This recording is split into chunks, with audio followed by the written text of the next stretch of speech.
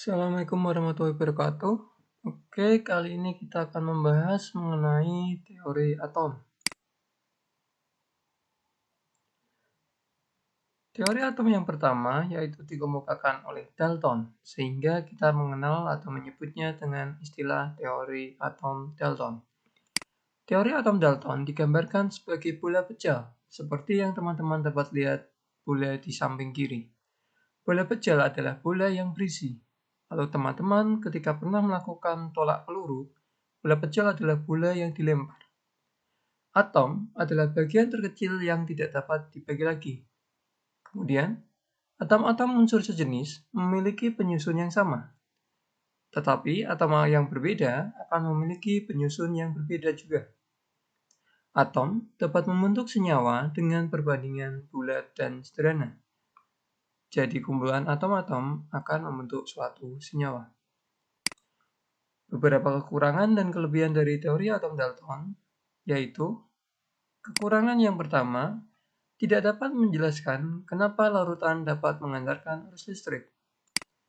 Kekurangan yang kedua, yaitu atom masih terdiri dari partikel subatomik, yang teman-teman kenal sebagai proton, elektron, dan neutron. Kelebihan dari teori atom Dalton yaitu seorang penemu yang mengawali penelitian tentang atom. Kelebihan yang kedua yaitu mendukung hukum kekekalan massa dan perbandingan tetap. Begitulah beberapa kelebihan dan kekurangan yang dimiliki oleh teori atom Dalton. Teori atom yang kedua yaitu teori atom Thomson. Atom bermuatan positif, yaitu yang digambarkan seperti sebelah kiri, dan terdapat elektron bermuatan negatif di sekitarnya. Kemudian teori atom Thomson sering dikenal dengan roti kismis, karena ada sebaran elektron. Atau kalau teman-teman mengenal yaitu undi-undi. Kekurangan dari teori atom Thomson yaitu tidak dapat menjelaskan susunan muatan positif dan muatan negatif. Jadi hanya dapat menggambarkan ternyata ada muatan positif dan muatan negatif. Kekurangan yang kedua yaitu tidak dapat menjelaskan lintasan elektron. Sedangkan kelebihannya yaitu dapat menjelaskan adanya partikel subatomik yaitu proton atau muatan positif dan muatan negatif yaitu elektron. Teori atom yang ketiga yaitu teori atom Rutherford. Nah, teman-teman dapat melihat gambarnya di sebelah kiri. Ketika kita bandingkan dengan gambar-gambar sebelumnya, sama-sama memiliki muatan positif proton, sama-sama memiliki muatan negatif elektron, tetapi yang berbeda adanya suatu lintasan di sini. Sehingga menurut Rutherford yaitu atom merupakan sesuatu yang bermuatan positif dan elektron bermuatan negatif yang mengelilingi inti atomnya. Nah, kalau teman-teman tahu tadi beberapa kekurangannya yaitu tidak dapat menjelaskan kenapa elektron tidak jatuh ke inti. Karena di sini elektron akan terus-menerus berputar sesuai dengan lintasannya. Nah, yang kedua, bertentangan dengan teori gelombang elektromagnetik Maxwell. Berhubungan dengan elektron tadi ya teman-teman. Kemudian untuk kelebihannya yaitu dapat menjelaskan adanya lintasan masing-masing elektron. Karena tadi pada teori atom sebelumnya yaitu Thomson belum ada lintasannya. Kemudian kelebihan yang kedua yaitu dapat menjelaskan adanya inti atom dan elektron yang mengelilinginya. Jadi di sini ada suatu rongga di sekitar muatan positif dan negatif. Di sela-selanya ini adalah inti atom. Nah, kemudian teori atom yang selanjutnya yaitu teori atom Bohr. Nah, gambarnya kurang lebih seperti ini ya teman-teman, seperti obat nyamuk. Semoga saja ini masih bisa dibilang bagus ya. Jadi terdapat muatan positif di sini atau pada inti atomnya dan terdapat elektron yang mengelilingi pada lintasan tertentu. Hampir sama dengan teori atom Rutherford, tetapi sedikit berbeda pada teori atom Bohr. Elektron dalam atom bergerak mengelilingi inti atom pada lintasan tertentu. Kemudian, elektron dapat berpindah lintasan. Ketika lintasan luar, dia dapat masuk ke lintasan yang dalam. Kemudian ketika berada di lintasan dalam, dia dapat bergerak keluar menuju lintasan yang lebih luar atau kulit yang luar. Nah, beberapa kekurangan dari teori atom bond yang pertama, hanya dapat menjelaskan spektrum atom sederhana hidrogen. Kemudian, tidak dapat menjelaskan adanya pengaruh medan magnet dalam atom hidrogen. Kemudian untuk kelebihannya, dapat menjelaskan kenapa elektron tidak jatuh ke inti, dan juga dapat menjelaskan dengan spektrum hidrogen. Jadi di sini spektrum hidrogen sebenarnya adalah suatu kelebihan dan kekurangan karena hidrogen merupakan unsur atau atom yang paling sederhana. Ketika Bond menggunakannya untuk spektrum yang lebih tinggi, nomor atomnya, dia belum dapat menjelaskannya. Oke, kita lanjutkan. Yang terakhir yaitu teori mekanika kuantum atau yang sering kita pakai sekarang ini, yaitu terdapat inti atom di tengah-tengah ini ya teman-teman. Kemudian ada awan elektron. Nah, beberapa hal yang penting yaitu mengenai Louis de Broglie ya ini ya, mohon maaf. Yaitu elektron bersifat gelombang dan partikel. Kita salah tulis ya teman-teman. Nah, kemudian ada juga Werner Heisenberg yang menyatakan tentang orbital, yaitu ketidakpastian ditemukannya posisi elektron. Nah, ini masuk kelebihan dan kekurangannya teman-teman.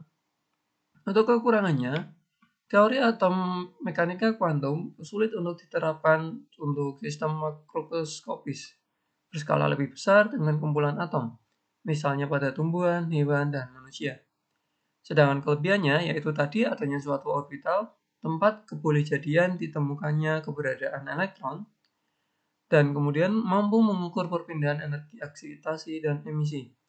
Jadi sebenarnya secara pasti elektron tidak dapat ditentukan posisinya, karena elektron akan terus berputar. Nah, demikian untuk beberapa teori-teori atom. Nah, teman-teman, kita akan melanjutkan mengenai bagaimana penemuan proton, elektron, inti atom, dan neutron. Nah, yang pertama, untuk penemuan elektron, di sini adalah percobaan yang diawali oleh J.J. Thomson, yaitu percobaan dengan menembakkan sinar katoda seperti pada gambar. Percobaan J.J. Thomson menunjukkan bahwa sinar katoda yang ditembakkan di sini akan dibelokkan ke arah kutub positif medan listrik. Jadi dapat disimpulkan karena ke arah medan positif, maka terdapat suatu muatan negatif, yaitu elektron. Begitu ya teman-teman. Jadi karena pada medan listrik di sini pasti akan berlawanan muatannya. Kutub negatif akan tertarik dengan kutub positif. Itu untuk penemuan elektron. Kemudian ada juga percobaan oleh Tatas Millikan. Di sini Millikan sebenarnya lebih mengukur pada berat atau massa dari elektron tersebut. Nah, apabila tetesan minyak diberi muatan negatif, maka akan tertarik ke kutub positif medan listrik. Jadi hampir sama dengan yang tadi ya. Tapi Millikan lebih terkhususkan untuk menghitung berapa massa dari elektronnya. Kemudian yang selanjutnya ada penemuan proton, yaitu hasil eksperimen tersebut di sini di samping kiri ya teman-teman, membuktikan bahwa terdapat suatu elektron yang terbentuk di sini akan bergerak menuju anoda. Nah, terbentuknya pula sinar positif yang menuju arah berlawanan melewati lubang pada katoda. Jadi teman-teman tahu bahwa katoda tadi bermuatan negatif. Nah, di sini proton akan karena tertarik pada muatan negatif terutama, berarti proton pasti bermuatan positif. Itu ya teman-teman. Nah, yang selanjutnya yaitu penemuan inti atom. Penemuan inti atom yaitu dengan menembakkan di sini ada balok timbal dengan timah hitam, menembakkan zat radioaktif berkas sinar alfa melewati plat timbal. Nah, ada beberapa sinar yang diteruskan, kemudian ada yang dipantulkan, dan ada yang dibelokkan. Nah, di sini ada gambarannya. Ketika teman-teman di sini partikel alfanya diteruskan, maka di situ terdapat suatu ruang hampa yang kita sebut sebagai inti atom. Sedangkan ketika dipantulkan, berarti dia berpapasan atau bertemu dengan muatan positif, karena sinar alfa adalah muatan positif. Sedangkan ketika dibelokkan, nanti dia pasti akan bertemu atau tertarik, jadi dia bertemu dengan muatan negatif. Gitu ya teman-teman.